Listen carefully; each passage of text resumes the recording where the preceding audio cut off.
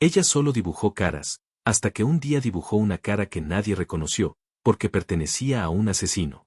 Mientras el mundo la despidió como loca, la señorita Marple vio la verdad escondida en sus bocetos. Pero una pregunta quedó: ¿la niña fue testigo de un asesinato, o cometió uno? Beauchamp Hallow despertó, como siempre lo hacía, al ritmo medido de la rutina. La bicicleta del cartero tintineó a lo largo de los carriles de grava. Las botellas de leche se cerraban suavemente en las puertas, y el bajo murmullo de la radio de la señora Redfern se alejaba de la ventana de su cocina como el aroma del jabón de lavanda. No había urgencia en Beauchamp Hallow, ni bienvenida.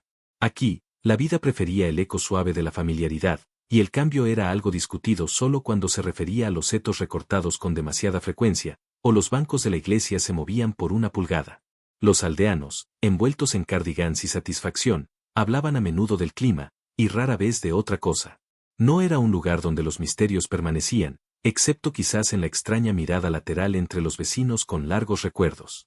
En el vicariato, las rosas aún trepaban el enrejado con un sentido del deber, y en la tienda general, la señora Milstone contaba las cuentas de su día con un lápiz más corto que su paciencia. Sin embargo, debajo de la comodidad de la igualdad, algo delicado había cambiado. Al principio era imperceptible, como el silencio antes del trueno. No se habían cerrado puertas. No se habían hecho anuncios. Pero en algún lugar de la quietud ordinaria de la mañana, algo extraño había comenzado en silencio. Fue en una mañana, cepillada con la luz del sol de mayo, que la señorita Marple llegó a la casa de su prima con el aire de una mujer contenta de descansar sus agujas de tejer y volver a leer sus pensamientos. La señora Dillingham, viuda de hábitos poco notables y excelentes pasteles de esponja, la saludó con un abrazo que olía débilmente a lila y esmalte de piso. «Espero», dijo la señora Dillingham, «que no ocurra nada demasiado interesante mientras estás aquí». La señorita Marple, que sabía que las cosas interesantes nunca pedían permiso, simplemente sonrió. Instalándose en la habitación de invitados, con su vista del huerto y su aire de historias tácitas, la señorita Marple desempacó su bordado y su observación. Instrumentos iguales en su tranquilo arsenal. Tomaría su té con el pueblo, caminaría suavemente entre sus conversaciones, y escucharía las notas que sonaban un poco fuera de sintonía. Por aquí, incluso el descanso exigía un oído cuidadoso. Fue durante uno de esos tés tranquilos que la sobrina del vicario, Elsie, entró en la sala con pasos vacilantes y una mirada que permanecía fija en la alfombra. A los 17 años, Elsie era conocida como la chica tranquila, aunque la mayoría había olvidado que una vez había hablado en absoluto. Su silencio había comenzado a la edad de 6 años, después de un miedo sin nombre, y desde entonces había vivido en su propia suave quietud, como una nota demasiado larga al final de un himno. Ella sostenía un cuaderno de bocetos en su pecho, el papel dogado y manchado con polvo de carbón. Cuando la señorita Marple levantó la vista, Elsie dio un paso adelante y colocó el libro sobre la mesa con una insistencia tímida. Entonces, retrocedió. La señorita Marple abrió las páginas delicadamente. Dentro había retratos. 17 de ellos. Todas eran caras. Cada una desconocida, y claramente real. Algunas mostraban expresiones de melancolía, otras de desprecio o serenidad. La precisión era inquietante. Ninguna fue idealizada o imaginada. Eran demasiado vívidas para ser invención. No había nombres. Ni fechas. Solo los ojos que la miraban con un conocimiento que no podía ubicar. La cara final, dibujada con más fuerza que el resto, parecía considerar a la señorita Marple con una urgencia extraña y silenciosa. A la mañana siguiente, trajo desgracias. El timbre de la iglesia, con su desigualdad apresurada, no convocó a los fieles, sino a los curiosos. Un cuerpo había sido encontrado en el cementerio, junto al muro de piedra baja, cerca del último tejo. Era un hombre al que nadie podía nombrar. Su ropa estaba rota, sus bolsillos vacíos, salvo por un billete de tren. El médico de la aldea, convocado con una mezcla de irritación y deber, se arrodilló brevemente junto al cadáver y anunció. El hombre probablemente se resbaló y golpeó la cabeza. Un vagabundo, dijo, cepillando el asunto como polen de una manga. Triste, pero no raro. Probablemente en busca de refugio. La señorita Marple observó en silencio. El árbol de tejo, el zumbido de la especulación, el susurro de la hierba húmeda, todo parecía inclinarse hacia algo más oscuro que un accidente. Después de que el médico completó su tarea, ofreció una opinión adicional con la certeza crujiente de alguien cuyas conclusiones rara vez eran contradichas. Hay moretones, añadió, más allá de lo que explicaría una caída. La señorita Marple inclinó la cabeza cortésmente, pero pensó, como a menudo lo hacía, en todas las cosas que no dejan marcas, especialmente cuando se arreglan cuidadosamente. Notó la ausencia de sangre cerca de las piedras. La curiosa alineación de las extremidades del cuerpo. Ahora, se había compuesto, y ahora, había sido la verdad. Y esa verdad estaba en el rostro. Era el rostro debajo del tejo. No habló de eso. No aún. No hasta haber observado más. El rostro se quedó detrás de sus ojos. La mandíbula firme. El cabello, que se afinaba de una manera particular en la sien. La boca atrapada en el mal choque, era algo que ella había visto antes. No recientemente, pero no hace tanto como para olvidarlo. Era la semejanza de Charles Green, o alguien que una vez usó ese nombre. Un clérigo que había desaparecido hacía ya 14 años. Y sin embargo, su rostro, dibujado por una chica que no hablaba, y que aún no había nacido cuando él desapareció, ahora estaba allí. Retrato. Especulación. No es diferente al joven señor Oliver, si no me equivoco, ella había dicho, con el tono firme de alguien que rara vez lo era. Otros también comenzaron a ver semejanzas. Algunas fugaces. Algunas, inconfundibles. El señor Pence, quien atendía los jardines del vicariato con una devoción a regañadientes, juró que había visto una de las caras en la sala de grifos del Cordero Atado, años atrás. Aunque el hombre nunca regresó. La señorita Marple, en silencio como siempre, tomó nota de quien reconocía a quién, y, lo más importante, quien parecía demasiado ansioso por afirmar que no. No fueron los bocetos los que perturbaron al pueblo. Era lo que recordaban. Entre las 17 caras, una en particular parecía provocar no solo el reconocimiento, sino la restricción. Las líneas eran más firmes que en las otras. La mandíbula cuadrada. La mirada directa, pero secreta. La señora Dillingham frunció el ceño sobre su tejido cuando la señorita Marple giró suavemente la página. Fue durante una conversación tranquila de la tarde con la esposa del rector que surgió el nombre de Charles Green. No a través de acusación, sino de arrepentimiento. Green había sido una vez un clérigo abogado. Diligente e inteligente. Conocido por tener mano con las cifras y una tendencia a demorarse demasiado al final de los servicios, como reacio volver al mundo exterior. Su desaparición, hace unos 14 años, había coincidido con un asunto inconveniente que involucraba cuentas mal apropiadas, de un fideicomiso destinado a un heredero huérfano. Si bien nunca se había demostrado nada, Green había desaparecido de la noche a la mañana, y los fondos nunca se habían recuperado. Lo que le preocupaba a la señorita Marple no era simplemente el reconocimiento del rostro, sino el conocimiento de que Elsie, de 17 años ahora, no podría haber recordado a un hombre que desapareció cuando ella era apenas una bebé. Y sin embargo, ahí estaba, su rostro, capturado en grafito tan claramente como si hubiera sido extraído de la vida. Un recuerdo, sí, pero no el de ella. Algunas páginas revelaron un rostro que la señora Lamprey, después de una aguda inhalación, se negó a nombrar directamente. Pero otros murmuraron lo que ella no. Fue la señorita Rowena Husk, la maestra de música viuda que una vez había instruido a los niños del pueblo en piano, canto y decoro. Su abrupta partida había seguido a un rumor incómodo que involucraba a un joven alumno prometedor, y a la repentina cancelación de las lecciones durante todo el periodo. El rostro en el cuaderno de Elsie tenía esa misma elegancia distante, la ligera contracción de la boca, el peinado cuidadosamente estructurado. Rowena Husk había desaparecido antes de que las preguntas pudieran asentarse en certezas. Y el pueblo, que siempre prefería el orden sobre la discordia, había dejado que el asunto se silenciara. Ahora parecía que el silencio había venido a cobrar lo que había quedado sin resolver. 3 días después de la muerte del extraño, el señor Cardy llegó a Beauchamp Hollow, presentándose con el cordial desapego de un hombre acostumbrado a trenes, catálogos y civilidad pulida. Afirmaba ser un comerciante de arte de Londres, habiendo oído rumores de una chica talentosa con un instinto inusual para la semejanza. Solicitó una reunión con la sobrina del vicario, citando un interés en descubrir talento rural intacto por la instrucción. La señorita Marple, presente en la introducción en virtud de su bordado e insistencia tranquila, lo observó de cerca. Había algo demasiado ensayado en sus elogios, demasiado practicado en su encanto. No hizo preguntas sobre la edad de Elsie, su formación, ni siquiera sobre su silencio. En cambio, parecía mucho más interesado en el cuaderno de bocetos en sí. Más tarde, La señorita Marple comentó a la señora Dillingham que había conocido a muchos comerciantes de arte en su día, y ninguno había usado zapatos tan mal reparados. Cardi, ella creía, había venido por algo mucho menos delicado que el talento. Y aunque sonrió calurosamente al vicario, ni una sola vez miró a los ojos de Elsie. A medida que avanzaba la semana, el chisme floreció con la obstinada persistencia de la hiedra alrededor de una puerta de iglesia. Algunos declararon a Elsie una visionaria. Otros susurraron cosas más oscuras. La anciana señora Blevins, que creía en encantamientos, leyó en voz alta de un almanaque y pronunció que el velo es delgado en primavera. Su sobrina, menos mística y más dada al rumor, murmuró que la niña podría tener el don, como a veces ciertos niños tienen en las viejas historias, siempre los silenciosos. El señor Pence, brusco y no impresionado, resopló ante tales charlas, pero comenzó a observar a Elsie con más cuidado, cruzándose discretamente al pasar junto a su cuaderno en la mesa del vicariato. La señorita Marple no comentó sobre tales supersticiones, pero las observó.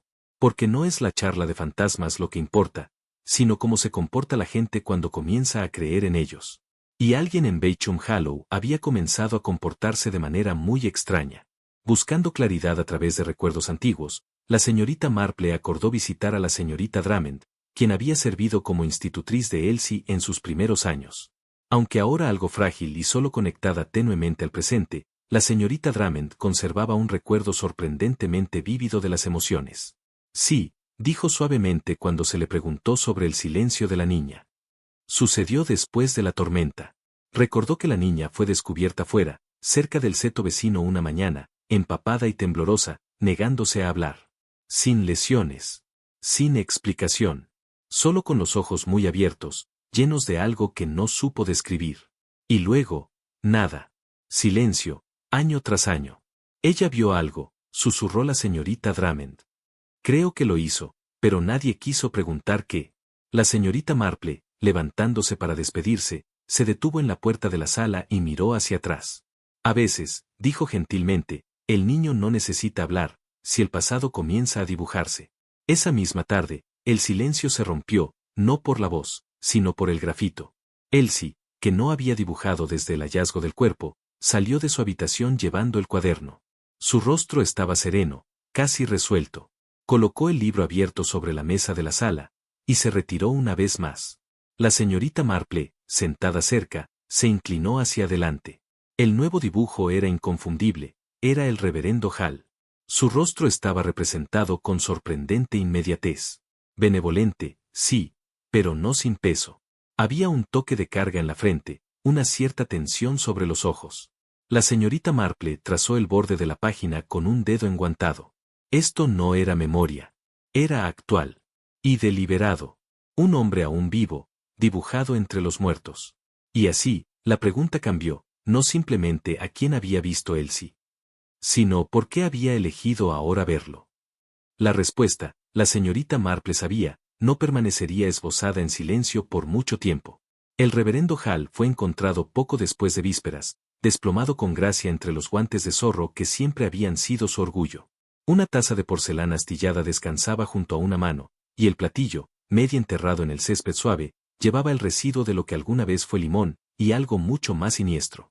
Su fallecimiento podría haber sido confundido con pacífico, si no fuera por la extraña quietud del aire que siguió, un silencio lleno de cosas no dichas. La ama de llaves, con el rostro blanco y tembloroso, lo había descubierto mientras buscaba los himnarios, y la noticia recorrió Beauchamp Hollow con rapidez antinatural. El reverendo, recto en creencia y metódico en el deber, no había sido exactamente amado, pero sí era un accesorio, como el campanario o el viejo roble junto a la verja. Y los accesorios, cuando se eliminan sin previo aviso, dejan huecos que hacen eco. La señorita Marple, que una vez había tomado el té con el reverendo y notado su afición por las galletas de jengibre y las opiniones mesuradas, no se inclinaba a creer que los guantes de zorro hubieran ofrecido su veneno voluntariamente. La gente rara vez abandona este mundo con tal simetría sin ayuda. Y aunque la gente murmuró algo sobre torpeza y confusión, la señorita Marple sospechaba que las flores en el jardín del reverendo Hall no habían sido las únicas cosas cuidadosamente cultivadas. El pueblo respondió como lo hacen las aldeas cuando se altera el equilibrio de lo familiar, primero con incredulidad, luego con especulación, bien vestida como simpatía. Los bancos de la iglesia estaban más llenos de lo habitual ese domingo, no por devoción, sino por el deseo de sentarse cerca de los demás y murmurar. La muerte del reverendo Hall se discutió con ojos solemnes y pulsos acelerados, como si repetirla pudiera invocar algún significado mayor. Para muchos, era más fácil creer en el destino. Se había visto cansado últimamente. Había estado olvidadizo. Había comentado, dijo alguien, sobre los peligros del guante de zorro cuando se le ofrecieron algunos por cortesía. Pero la señorita Marple, sentada en silencio al margen de la conversación, sabía que las historias que la gente se cuenta para explicar una muerte, a menudo ocultan lo que realmente debe observarse. No fue el fallecimiento de Hall lo que más la perturbó. Fue la orquestación precisa del mismo, veneno en el té, como un gesto de intimidad e intención. Y quien deslizó el borrador fatal en esa delicada taza de porcelana, no lo hizo con prisa. Para que una muerte parezca natural, primero hay que entender cómo organizarla. Y en un pueblo tan lleno de rituales como Beauchamp Hollow, alguien había dominado claramente el arte. Elsie, la chica silenciosa que una vez dibujó con una ferocidad tan tranquila, ahora se mantenía en su habitación y observaba al mundo con ojos sin parpadear. Sin embargo, cuando la señorita Marple la observó durante la hora después de la muerte del reverendo, no fue la quietud lo que llamó su atención, sino un parpadeo. Cuando la ama de llaves contó dónde había encontrado el cuerpo, la señorita Marple vio la mano de Elsie inclinarse ligeramente. El temblor se calmó rápidamente. No fue shock, sino reconocimiento. El tipo de cambio sutil que habla de conocimiento ya llevado, no recién descubierto. La señorita Marple había creído durante mucho tiempo que el silencio podía ser más articulado que el discurso, cuando uno sabía dónde mirar. Y en ese delicado estremecimiento, tan fugaz como un aliento, yacía algo pesado, tal vez culpa, quizás miedo, tal vez memoria. No fue la muerte lo que había sacudido a Elsie. Era que ella había sabido que vendría, y tal vez, a su manera, ya lo había grabado. Más tarde, esa misma tarde, la señorita Marple, fingiendo interés en los recortes de Dahlia cerca de la pared del jardín, se enteró de una conversación que no estaba destinada a orejas curiosas. El señor Cardi, el llamado comerciante de arte, con guantes cuidadosamente plegados y tacones desgastados, se encontraba en bajo intercambio con la señora Lamprey. Sus voces estaban silenciadas, pero no lo suficientemente. Dijiste que no saldría nada de esto, siseó. Si hubiera hablado, si se hubieran encontrado las cartas. Sus palabras se arrastraron hacia el raspado seco de la grava. La señora Lamprey respondió con insistencia frágil. No lo habría hecho. Había sostenido su lengua tanto tiempo. Las manos de la señorita Marple permanecieron estables en su recorte, pero su mente ya se había agudizado. Cartas, miedo y la sugerencia inconfundible de un secreto una vez compartido, durante mucho tiempo escondido bajo la cortesía de los deberes de la iglesia y los ropajes caritativos. Parecía que el vicariato había albergado más que sermones y cuadernos de bocetos. Aquí había habido una historia, una cosida no con fe, sino con miedo. Cuando Cardi se volvió y caminó enérgicamente hacia el carril, la señora Lamprey permaneció, su mano enguantada presionada firmemente contra su pecho, con los ojos fijos en la nada. La señorita Marple, levantándose de su agachada, se cepilló suavemente un pétalo caído de su manga y regresó a su bordado con preguntas que florecían rápidamente. Guiada por instinto, y reforzada por el recuerdo, la señorita Marple realizó una visita discreta al estudio del reverendo bajo la apariencia de recolectar folletos de oración para el círculo de damas de la señora Dillingham. La habitación, tenue y ordenada, olía a tinta y a ventanas cerradas. Lugares tranquilos donde la culpa podía no ser perturbada. El escritorio, pulido para un brillo opaco, reveló poco, hasta que la señorita Marple notó las débiles cicatrices a lo largo de su costado. Una marca reveladora de un compartimento oculto acostumbrado a abrirse. Ella presionó suavemente. Un cajón oculto se deslizó hacia adelante. En el interior se encontraba un paquete de cartas atadas con una cinta azul delgada. La letra, escasa e inclinada, llevaba la firma de una E. Green, un nombre que ya preocupaba sus pensamientos. El contenido se leyó con la lenta deliberación de alguien acostumbrado a extraer la verdad entre líneas. Hablaba de propiedad, ocultamiento y un punto muerto. Charles Green, presuntamente desaparecido, no había desaparecido simplemente. Había habido un encubrimiento. Y el reverendo Hall, piadoso y paternal, había jugado su papel. La señorita Marple devolvió las cartas a su lugar de descanso, no con vacilación, sino con propósito. El hombre muerto había sido silenciado, pero no antes de que su pasado hubiera comenzado, literalmente, a resurgir. Y tal vez, pensó, alguien más había temido aún más ese momento. A la mañana siguiente, cuando el tostador del desayuno estaba siendo manteado y el correo se colocó en la mesa del salón, la señora Dillingham le dio a la señorita Marple una postal. Para ti, dijo. Aunque la escritura no le era familiar, la tarjeta tenía una vista estándar de Londres y poco más que un saludo parco, sin firmar, pero anticuado. Los ojos de la señorita Marple no se demoraron en el mensaje, sino en el sello matasellado 3 días antes de la primera muerte, y en la imagen impresa en una marca de agua débil en la parte trasera. Era promocional para una exposición de galería, y llevaba la imagen pintada de un hombre. La cara, aunque estilizada, era inconfundible. La señorita Marple sacó el cuaderno de bocetos de su bolsillo y giró a la página 11. Las mismas características angulares, la boca apretada, la inclinación hacia abajo de un ojo. No se había equivocado. Este era el tercer retrato desconocido, la cara de un hombre que hasta ahora no había sido vinculado a la aldea ni a sus historias. Todavía no había llegado a Bechum Hollow, pero lo habían visto. Y si él sí lo había dibujado antes de que llegara la postal, entonces la pregunta ya no era de memoria, sino de previsión, o, más inquietante aún, de una verdad que había estado esperando su turno para salir a la superficie. Esa noche, cuando el anochecer se presionó suavemente contra las ventanas de la sala, la señorita Marple se sentó junto a Elsie con el cuaderno de bocetos abierto entre ellas. Giró las páginas lentamente, dejando que cada rostro pasara como capítulos en una historia demasiado larga. Cuando llegó a los últimos 3, se detuvo. Elsie, en silencio como siempre, tomó un lápiz. Su mano, estable ahora, se movió al retrato del hombre en la página 13. Ella marcó una pequeña X debajo de su clavícula. Nada dramático, sin adornos, solo una cruz. Un símbolo tranquilo, pero uno que no requirió traducción. La señorita Marple asintió, su expresión ilegible, su mente ya hilando juntas las piezas del patrón que había comenzado con una sola muerte, y ahora se desplegaba hacia algo mucho más antiguo, y mucho más deliberado. Su rostro había sido elegido, marcado, no como advertencia, sino como juicio. Y aunque el cuaderno de bocetos no tenía palabras, la señorita Marple entendió que su silencio había hablado una vez más. El negocio de la muerte, como todo lo demás en Bechum Hollow, se realizaba con un orden cuidadoso, y se escribía en tinta. Y, sin embargo, cuando la señorita Marple consultó el libro mayor de la parroquia, alojado detrás del vestry en su modesto estuche de madera, no encontró ningún registro del entierro de Charles Green. Su desaparición había causado murmullos en su momento, pero incluso los murmullos se desvanecieron. Y ahora, su nombre solo permanecía en preguntas, y en los curiosos dibujos de Elsie.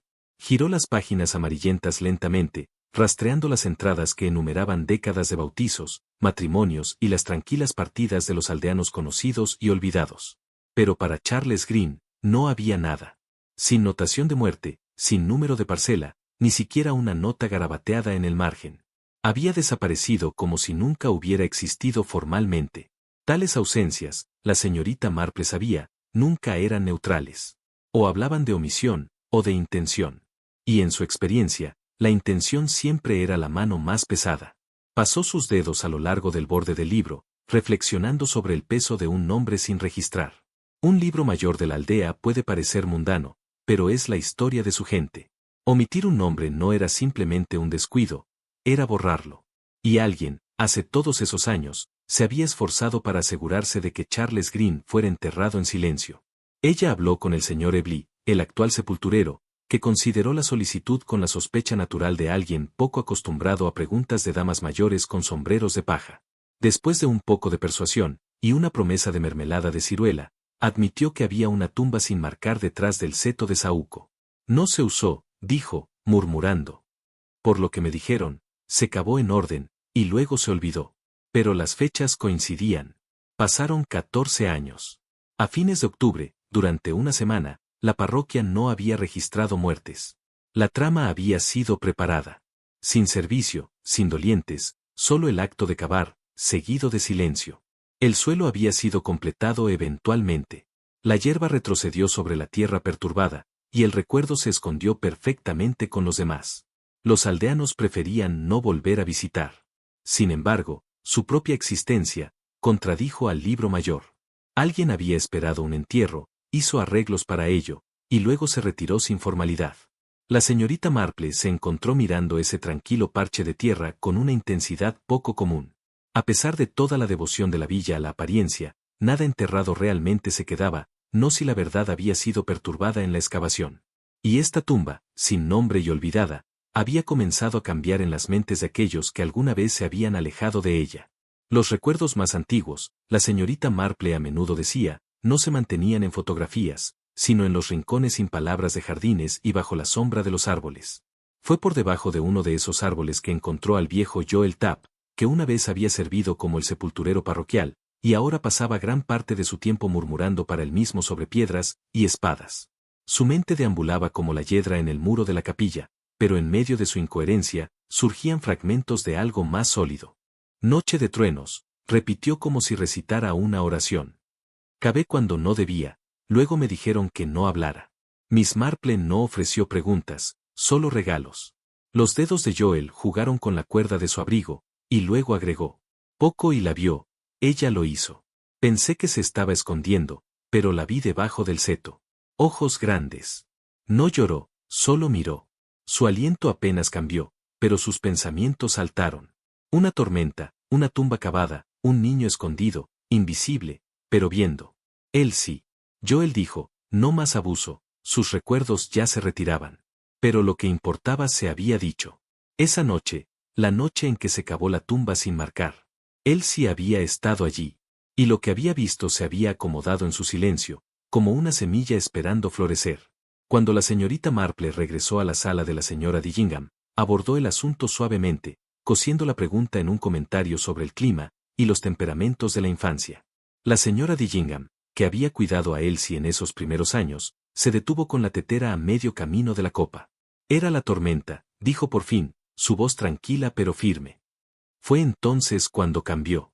Recordó haber encontrado a la chica afuera, empapada y descalza, lodo en su vestido, con las manos raspadas del seto. No había hablado entonces, ni al día siguiente, ni el siguiente. El médico lo llamó trauma. El vicario lo llamó una fase. Pero el silencio, una vez establecido, se quedó. No había marca en ella, agregó la señora Dillingham. No en su piel. Pero se había tomado algo, o tal vez se le había dado algo. Algo que ningún niño debería llevar. La señorita Marple escuchó con la misma quietud que había visto en Elsie, y sus pensamientos volvieron a la tumba sin marcar, y a la forma en que el pasado se resiste a quedarse solo. Volviendo al cuaderno de bocetos una vez más, Miss Marple colocó las páginas como piezas de rompecabezas, su mente se estrechó hacia una forma singular. 3 caras, cada una distinta y sin nombre, aparecían una y otra vez en sus pensamientos. No por prominencia en los dibujos, sino por algo más, por espera. El vagabundo, cuyo nombre nadie sabía. El hombre de la postal, que aún no había llegado, pero de alguna manera ya había sido representado. Y el reverendo Hall, ahora muerto. 3 hombres. Todos dibujados por una niña que hablaba en silencio, que recordaba a través del grafito lo que otros habían elegido olvidar. Los pensamientos de la señorita Marple volvieron a las cartas de E. Green, y la tranquila confesión que implicaban. Consideró el papel de Hall no solo como vicario, sino como el custodio moral de una aldea que apreciaba la discreción por encima de la verdad. ¿Era posible que los 3 estuvieran presentes esa noche? Que la desaparición de Charles Green no fuera una desaparición solitaria, sino el resultado de una decisión colectiva, acordada bajo el manto de una tormenta y llevada en silencio? Y si él sí lo había presenciado, incluso sin comprender, entonces sus bocetos no eran impresiones. Eran un registro. Y alguien se había dado cuenta de que ella había comenzado a recordar.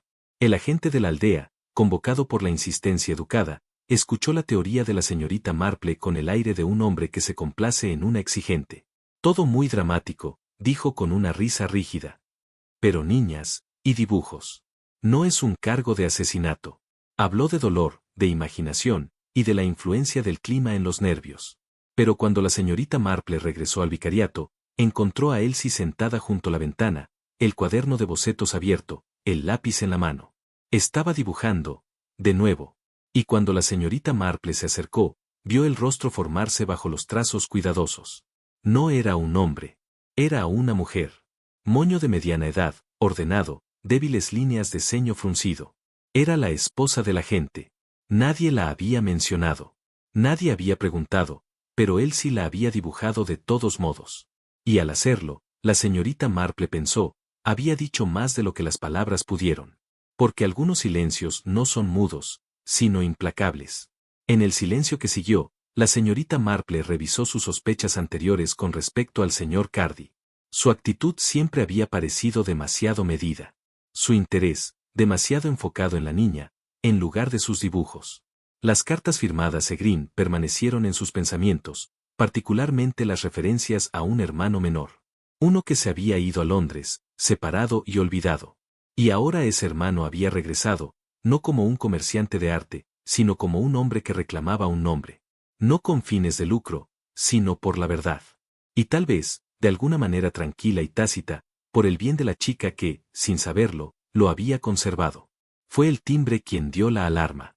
Humo, rizándose debajo de la puerta del vicariato justo antes de las oraciones de la tarde. El incendio fue sofocado rápidamente, pero no antes de consumir 2 décadas de registros parroquiales, libros de contabilidad, registros de matrimonio y, sobre todo, listados de entierro.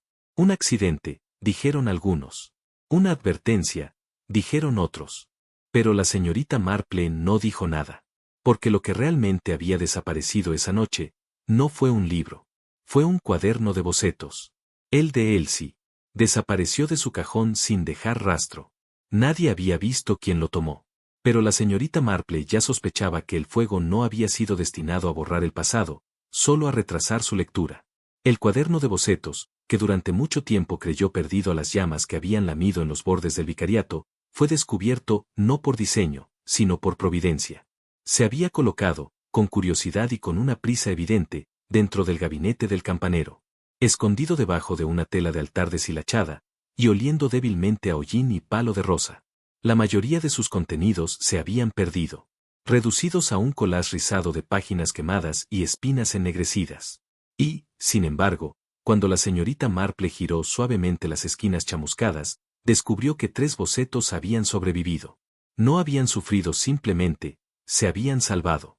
Protegidos, al parecer, del hambre indiscriminada del fuego. Uno era el hombre de la postal, desconocido, no visitado, y aún sin nombre. Otro fue el reverendo Hall, ahora puesto a descansar en la misma iglesia a la que había servido. El tercero, aún más curioso. Una figura no estaba de perfil, sino frente al espectador directamente, con una intensidad sorprendente y una cicatriz tenue sobre el labio.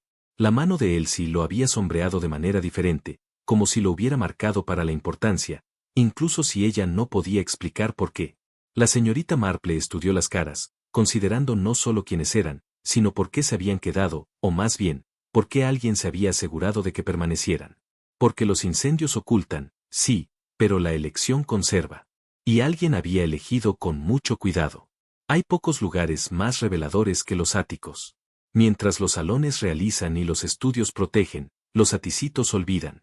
Y así, la señorita Marple, con permiso otorgado y preguntas envueltas en una modesta curiosidad, se dirigió al piso superior del vicariato con el pretexto de buscar chales de invierno. El aire estaba obsoleto de desuso, y las cajas se alineaban contra los aleros etiquetados desde hacía mucho tiempo.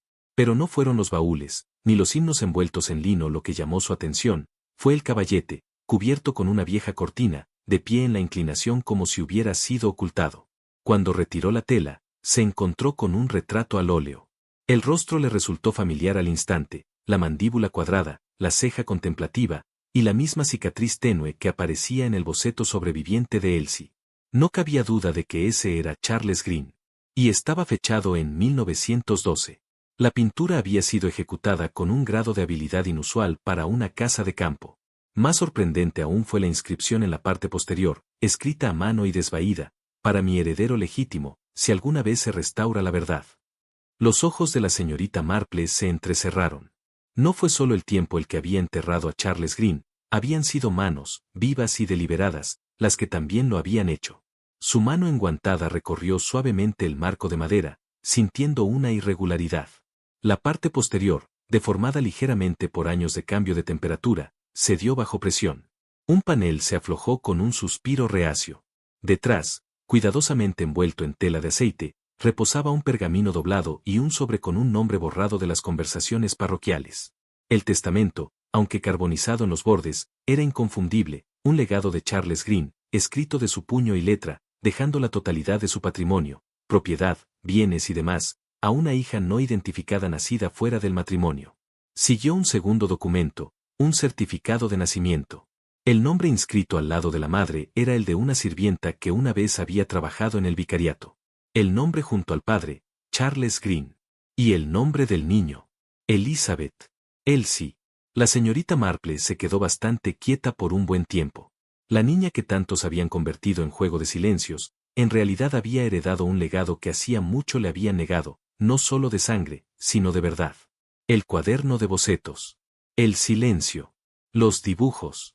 Todos habían sido malinterpretados. Ella no solo estaba recordando, estaba reclamando. Y ahora, la pregunta no era si el pasado hablaría, sino si aquellos que lo habían enterrado, sobrevivirían a su regreso. La historia, una vez unida, se reveló no a través de la confesión, sino de la acumulación, el registro de entierro faltante, el fuego en el chaleco, las letras de E. Green. Todos eran hilos en un tapiz tejido para ocultar una verdad singular. Charles Green no había desaparecido, había sido silenciado. La señorita Marple trazó el contorno con claridad deliberada. Charles Green había regresado a Beauchamp Hollow años después del escándalo de malversación de fondos, quizás para enmendar o restaurar su nombre. Pero otros, entre ellos el reverendo Hall, tenían razones para ver su regreso como una amenaza. El testamento habría deshecho ciertos arreglos. La herencia que se creía destinada a alguien más habría pasado a un niño de Hall, y su círculo preferido habría permanecido sin voz. No fue un asesinato en un arrebato, fue, necesariamente, una muerte hecha desaparecer en una tumba sin marcador ni mención. Hall había mantenido el secreto durante años, ocultando su culpa bajo los sermones que pronunciaba. Pero algo, quizás la creciente semejanza de Elsie, quizás el regreso de Cardi, había agrietado esa compostura. Y cuando el cuaderno de bocetos empezó a revelar lo que la tumba no decía, alguien volvió a moverse, para silenciar. Pero esta vez, el fuego no había alcanzado lo suficientemente lejos. Y la memoria de Elsie, en tinta y silencio, había perdurado. El cálculo había comenzado. En el lento murmullo de la verdad, la señorita Marple había aprendido hacía mucho a mirar no solo los eventos en sí, sino los silencios que dejaban atrás.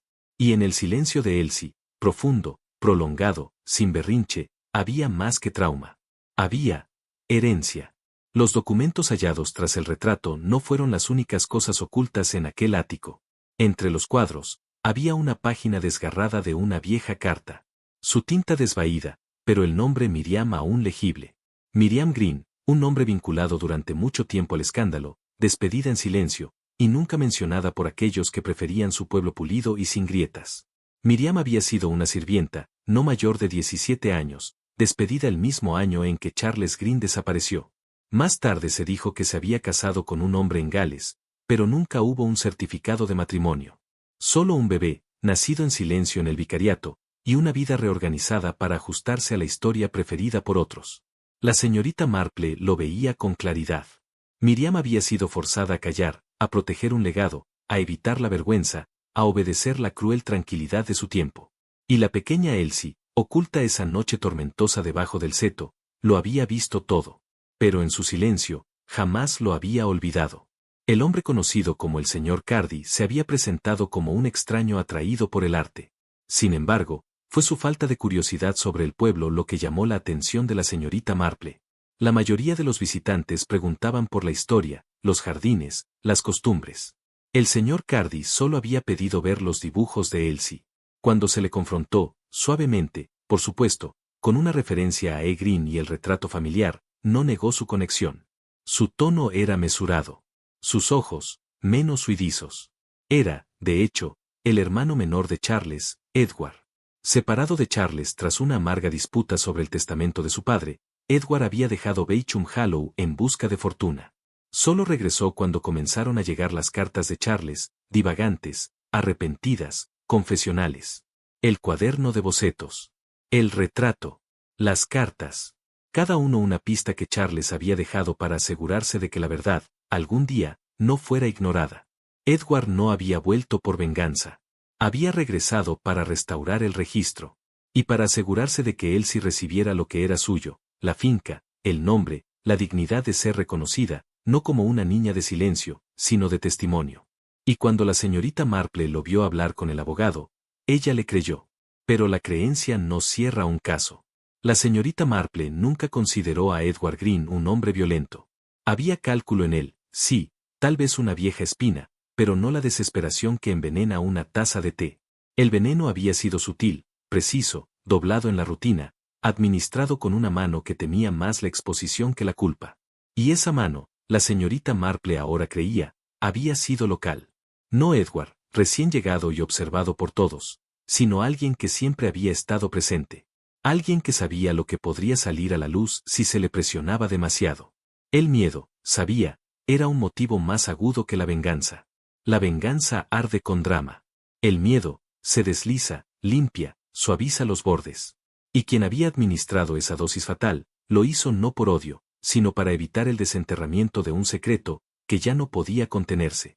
La señorita Marple aún no conocía el nombre, pero sabía dónde escuchar. La conversación ocurrió sobre el té, naturalmente, un asunto inocuo con galletas de jengibre y bromas tranquilas. La señorita Marple, como siempre, escuchó más de lo que habló. Fue la señora Lamprey quien lloró, no por culpa, sino por el agotamiento. Le dije que la niña recordaba, dijo, apenas un aliento entre sorbos. Ese fue mi error. Pensé que permanecería callada, como siempre lo había hecho. Ella hizo una pausa. Sus ojos parpadearon, luego se abrieron. Demasiado tarde. La señorita Marple dobló su servilleta con cuidado deliberado. Había sido la señora Lamprey quien mantuvo los registros. Había sido ella quien alivió a Miriam, sollozando a puertas cerradas. Nunca había puesto una mano sobre Charles Green, ni administrado veneno. Pero le había pronunciado palabras tranquilas, a la persona equivocada, en el momento equivocado. Palabras que llevaron a la muerte. Y en ese momento, la señorita Marple entendió, el fuego, el cuaderno de bocetos, el veneno, todas las respuestas a una cosa. Una niña que había recordado lo que otros habían intentado tan desesperadamente olvidar. Fue una reunión marcada por una civilidad perfecta, el tipo de congregación educada que Beauchamp Hallow manejaba muy bien. Casas de tetintineantes, intercambios de lengua de azúcar y charlas sobre el clima. La señorita Marple lo había organizado, aparentemente, en agradecimiento por la hospitalidad de su primo. Pero había algo en la quietud de sus manos, en la cuidadosa colocación de las sillas, que sugería otro propósito por completo. El arco de rosas, al final de su floración, enmarcaba el asunto con pétalos suaves y espinas bien atendidas. Sin embargo, debajo de la serenidad, una tensión tan agria como el alambre de piano. Cada invitado, el señor Cardy, el agente y su esposa, la señora Lamprey, la señora Dillingham y la ama de llaves del vicario, se sentó con esa postura peculiar adoptada cuando uno pretende no escuchar. Él sí había sido excusada de la mesa, aunque su presencia se demoraba, como el eco de una nota una vez golpeada. Miss Marple, a mano, no hizo ningún comentario dramático de apertura. Su voz, cuando comenzó, no era más fuerte que el suave ruido de cucharaditas. Simplemente observó que algunos recuerdos no se desvanecen, sino que esperan, como raíces debajo del suelo de invierno, hasta que llega la estación que los llama. Y hoy, agregó suavemente, era una estación. Los ojos bajaron, se mantuvieron las respiraciones, y aún así las rosas asintieron suavemente en la brisa. Con la gracia de un bordado plegable, la señorita Marple colocó el cuaderno de bocetos parcialmente quemado en el centro de la mesa. Su columna vertebral había sido reforzada, y aunque muchas páginas se habían perdido, las finales, notablemente intactas, estaban listas para hablar. Uno por uno, los giró. Cada rostro, dibujado con la inquietante precisión de la memoria más que del arte, evocaba no solo el pasado, sino el peso de sus consecuencias. Estaba Charles Green, que no había desaparecido por capricho, sino por orquestación. Estaba el profesor de música, cuya repentina extracción había seguido a la desgracia susurrada. El vagabundo, identificado solo por semejanza. Y el hombre de la postal, que había llegado a Londres demasiado tarde para reclamar su parte en la historia. Estaba la esposa del agente, no en acusación, sino en una implicación tranquila, y luego el reverendo Hall. Como la señorita Marple nombró a cada uno, no habló de culpa en el sentido judicial, sino de conocimiento retenido, de conciencia dormida por el hábito, de elecciones tomadas bajo la presión del deber. Los rostros, dijo, no fueron conjurados por la imaginación, ni extraídos de los sueños. Fueron vividos. Y dibujados no como predicción, sino como inventario, de lo que se había visto y que, con el tiempo, ya no permanecería oculto. No hubo grito de indignación cuando finalmente se habló el nombre. Solo la más leve contracción en la comisura de los labios de la señora Lamprey. Un apretón de la mano cerca de la jarra de crema. La señorita Marple habló suavemente, sin acusación, como si recitara la orden de servicio del día. La señora Lamprey, explicó, había vivido demasiado cerca de la culpa como para no inhalarla. Fue ella quien había preparado el té de la tarde de Hal el día que murió. No era una tarea difícil. Lo había hecho innumerables veces. Y, tal vez, eso fue lo que lo hizo tan fácil. Ella no había querido ser cruel. Solo preservar lo que quedaba de una estructura cuidadosa que ya se estaba agrietando. Había sabido la verdad desde hacía años, del hijo de Miriam, de la herencia inquietante, del nombre borrado del registro. Después de todo, había supervisado gran parte de ello. Pero fue cuando le dijo a Hal, en un momento de debilidad, que la niña recordaba, fue entonces cuando el pánico superó al principio. Guante de zorro. Veneno. Cuidado enmascarado debajo de limón y miel. No venganza, observó la señorita Marple. Miedo. Una última comprensión en el silencio, antes de que el pasado encontrara su voz. La señora Lamprey no lo negó. Y en esa quietud, incluso las rosas parecían contener la respiración. La noción de que él sí había previsto la muerte, que sus dibujos llevaban una visión espectral, siempre había parecido a la señorita Marple el tipo de tonterías románticas que consuelan a los supersticiosos y excusan lo incómodo. No, dijo suavemente. Estas no eran profecías. Eran recuerdos. No un don de visión, sino de memoria. El tipo más verdadero. Del tipo que nunca aprendió a hablar, y por lo tanto, aprendió a dibujar. La niña había visto lo que no debía. Una noche tormentosa. Un entierro apresurado. Una conversación detrás de un seto.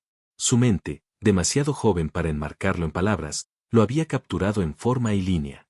Años más tarde, al resurgir, al mencionar caras familiares, las había recuperado. No con drama, sino con precisión. 17 rostros. No uno más de lo requerido. Cada uno extraído de algo real, un gesto, una voz, un momento que se había impreso en ella como el aroma del humo en la tela. El cuaderno de bocetos no era su predicción. Era su testimonio. Y ahora, en el suave silencio del té enfriándose en tazas de porcelana, había dado su veredicto.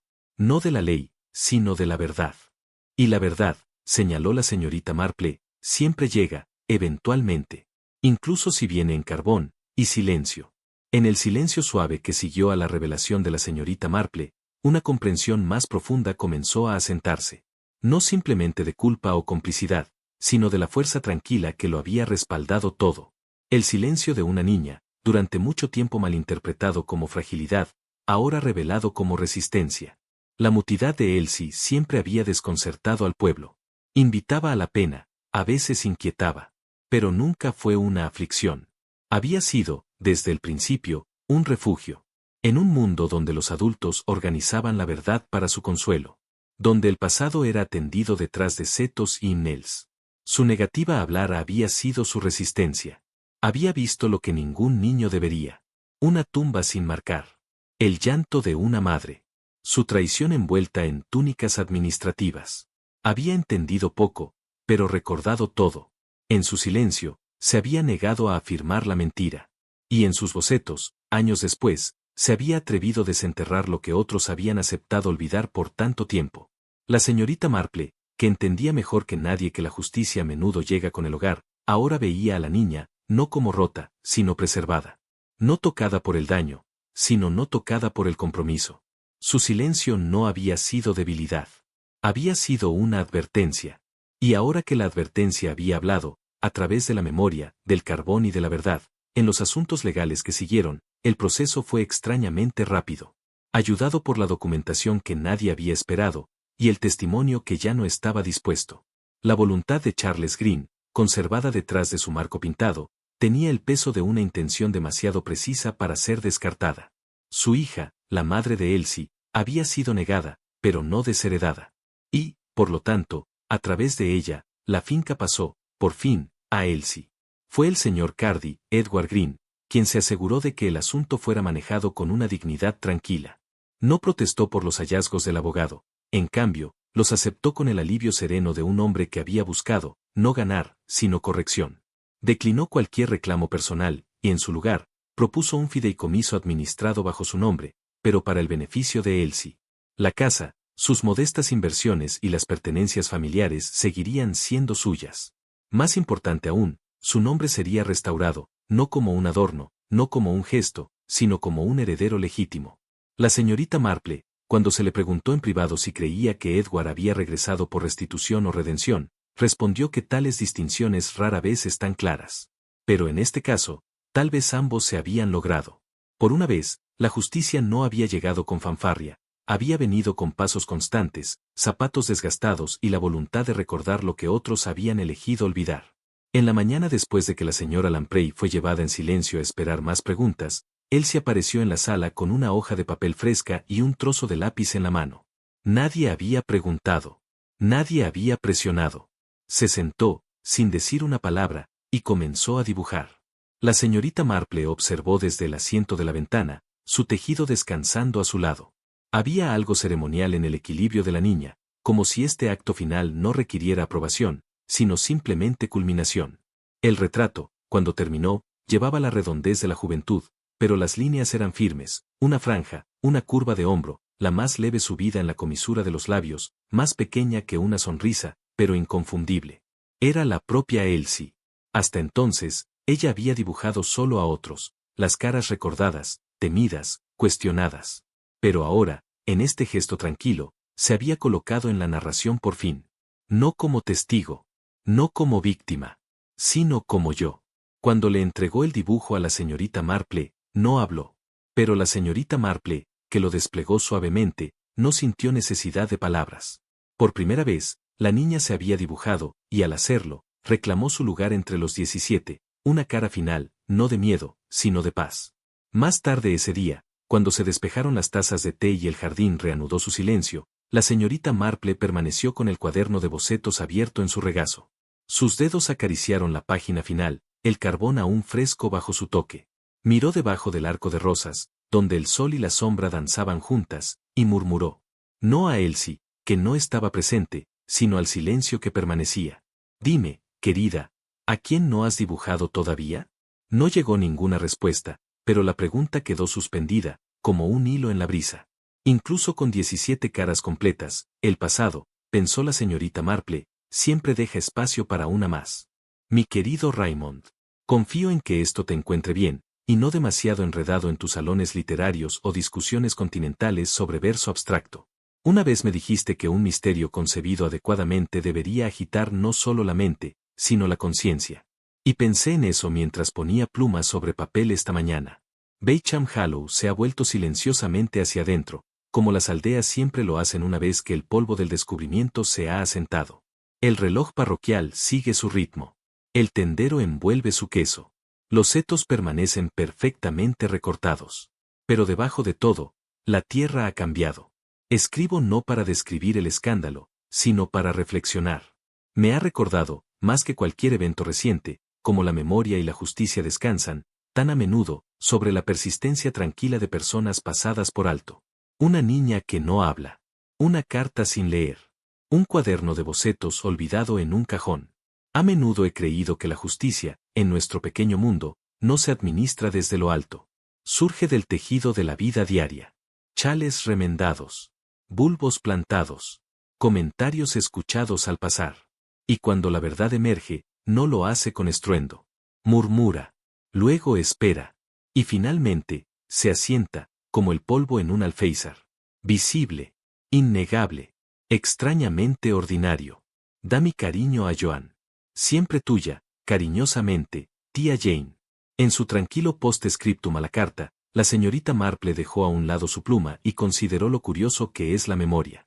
No los recuerdos ordenados que convocamos para la conversación o el diario, sino ese tipo más profundo, el que yace en los rincones oscuros de la mente, respirando sin ser molestado hasta que algo, o alguien, lo despierta. Lo había visto en los rostros alrededor de su mesa, aquellos que no deseaban olvidar, pero sí permanecer ocultos. Hay una diferencia. Olvidar es pasivo. Es el desvanecimiento natural de una impresión. Pero no recordar, es una tarea. Requiere esfuerzo, práctica, una ceguera deliberada. La señorita Marple siempre había encontrado que esta ceguera intencional era la cualidad más peligrosa de una persona. Convierte a los respetables en cómplices. Permite que la irregularidad eche raíces en parroquias perfectamente cuidadas, entre aquellos que jamás se considerarían capaces de crueldad. Pensó en la señora Lamprey. No malvada, ni siquiera desagradable, pero devota a una versión del orden que exigía complicidad. Y en Hal, cuya conciencia se había arrugado como papel al calor. Demasiado frágil para hablar. Demasiado cobarde para renunciar. Y sin embargo, no fueron sus recuerdos los que más importaban. Fueron los de Elsie. Una memoria que no se expresaba por cálculo, sino por miedo. No narrada, sino preservada en imagen y línea. La señorita Marple entendió entonces que la verdad, a veces, no sobrevive por la fuerza de los fuertes, sino por la persistencia de los silenciosos. Siempre había sostenido que los niños no eran, como algunos decían, pizarras en blanco esperando instrucción. Eran, más bien, instrumentos finamente sintonizados. Sensibles. Perceptivos. Trágicamente invisibles. Pensó en Elsie mientras doblaba la última servilleta de lino. No como la niña problemática que algunos describieron, ni como el prodigio artístico que otros exaltaron con asombro tardío, sino como una niña que había presenciado algo que su mente no podía enmarcar, y por eso lo escondió más profundo. Los niños no necesitan lenguaje para saber cuando algo está mal. Lo ven en los rostros. En voces que bajan de tono muy rápido. En el temblor de unas manos. Y cuando el mundo les niega lo que sienten, buscan otra forma de sostenerlo. En el caso de Elsie, esa forma fue el silencio. Pero el silencio, reflexionó la señorita Marple, no es ausencia. Es una forma de comunicación tan rica y precisa como el habla, si uno sabe cómo escucharla. Es protección. Es refugio. Es lo que queda cuando las palabras pueden empeorar las cosas. Y nunca está vacío. Los dibujos habían hablado por línea. El grito que nunca dejó la boca de Elsie. Habían capturado el miedo, el dolor, el testimonio, y finalmente, la paz. Hay crueldades que no dejan moretones, pensó. Sin marcas que los médicos puedan listar, ni vecinos notar. Pero dan forma a vidas. Y a veces, es el más pequeño entre nosotros quien lleva las verdades más profundas, esperando pacientemente que alguien les crea. Afuera, las rosas habían comenzado a marchitarse. Pétalos dorados en los bordes. Tallos que se inclinaban bajo el peso del verano. La señorita Marple las observó como quien se despide de un viejo amigo.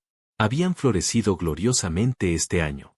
Pero su tiempo había pasado. Ella siempre había creído que los jardines, más que la mayoría de las cosas, entendían la verdad. Uno puede cortarse, y dar forma, y entrenar lo que se muestra sobre el suelo.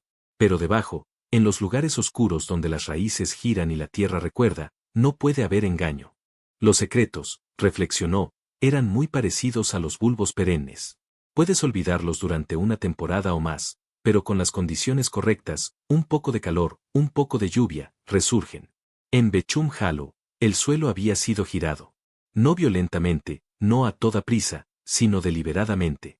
La verdad, durante mucho tiempo enterrada, había sido devuelta a la luz. No para la vergüenza, sino para completar una historia que había quedado sin terminar.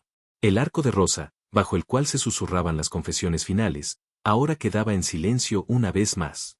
Sin embargo, su silencio no era el silencio opresivo de los secretos guardados, sino la tranquila paz de una verdad ya no resistida. La señorita Marple se levantó de su silla, alisando su falda. Había ropa que traer y una carta que enviar.